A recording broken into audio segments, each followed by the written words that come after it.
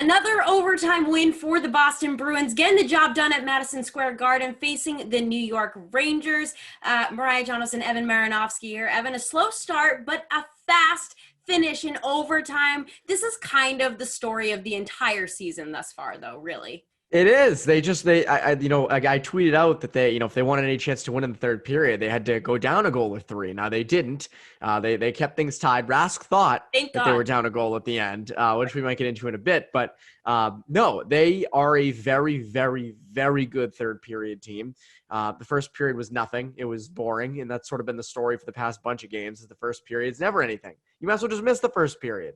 But Slept through the it. second and third period right now, the goal differential is insane, especially in that third.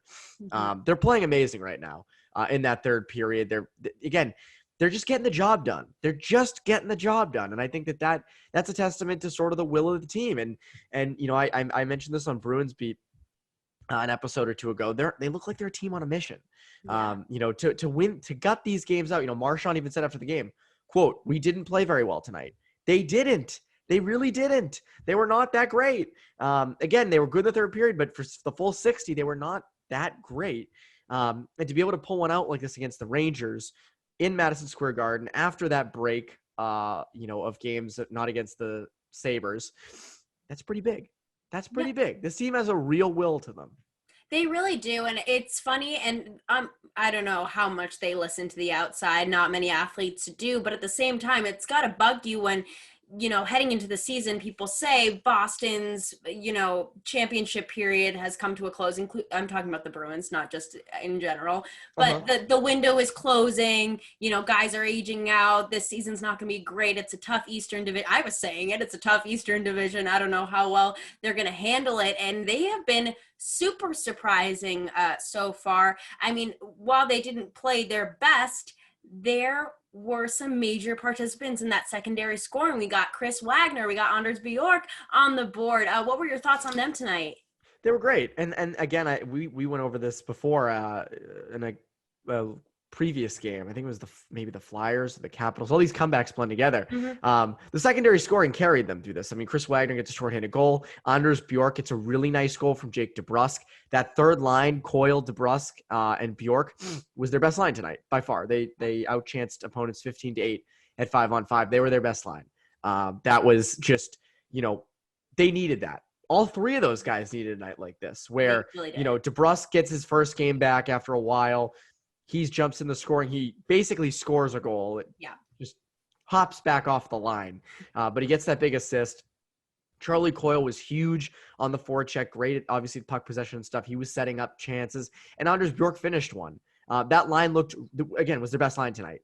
And that's a line. Those are three guys who all needed a night like this. Yeah. That does a lot for a group's confidence. That they also, Cassidy always plays around with DeBrusk. With Coyle, he always kind of moves him down here and there.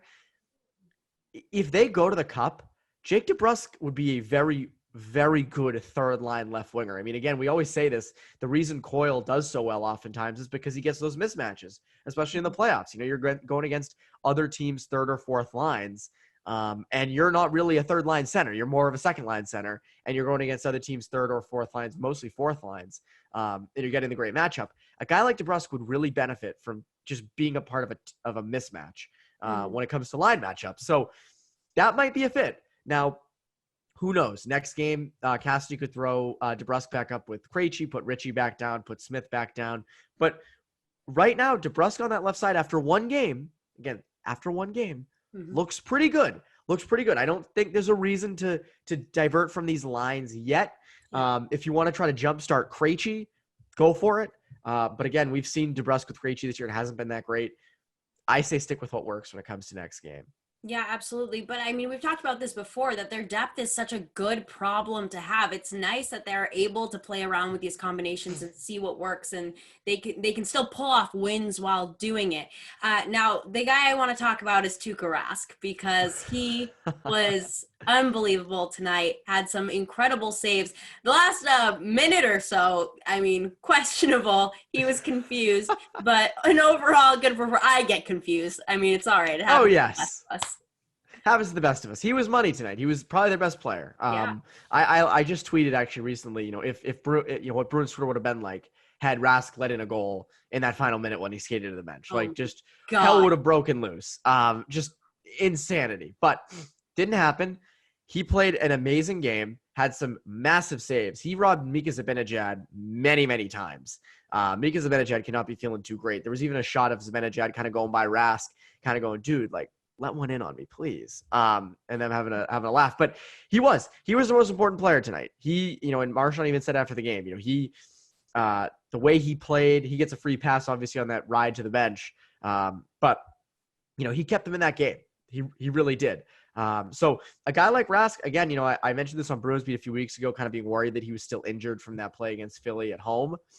He's been money of late. He's been really, really good. He's been really turning it around. So he continued. I mean, I'm not surprised by this. Like, this doesn't surprise me. But he was very, very good tonight. And if you can continue to get performances like that out of him, I mean, you can squeak by with these 3-2 wins in overtime.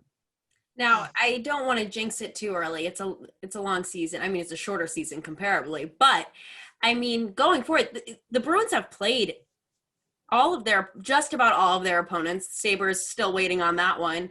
But they've kind of seen the entire division and what each team is made out of. And I'm starting to think that they are the strongest one. Like, obviously the standings say so, but they're looking really good right now. They are, and they're gutting out these wins that none of them are really that convincing. There's been a few convincing wins, but really not that many.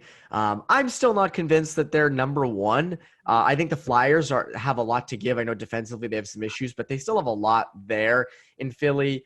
You never know with a team like Washington, the run that they could go on.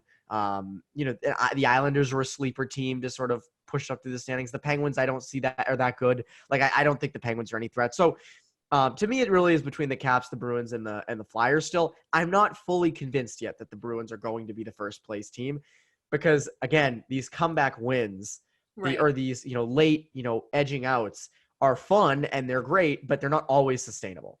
They're not, this is not going to happen every single night. Now, I've said this many times now, and they keep doing it. So maybe I'm just completely wrong. Don't listen to me. But I do think that this is not a very sustainable way of winning.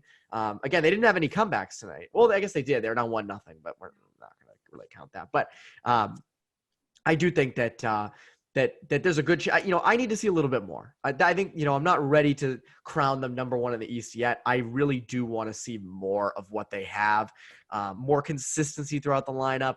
I'm sold on defense. I'm sold on defense. Like, we were wrong about Chara leaving. Like, we were wrong.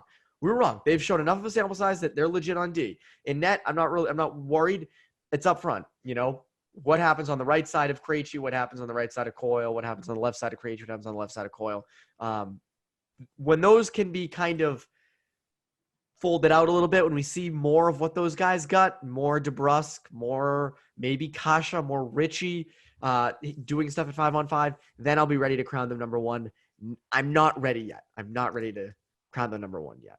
All right. It's also very early to crown them number one, too. Is. So credit to me. Super early. That's why I prefaced that with it's a long season because anything can happen at any given time. But as of right now, I'm feeling okay. I'm feeling confident in this team. Pretty good. Hey, that'll do, right? A win's a win. That will do. All of our Bruins coverage, head to clnsmedia.com and subscribe to our YouTube channel over at Bruins Rinkside.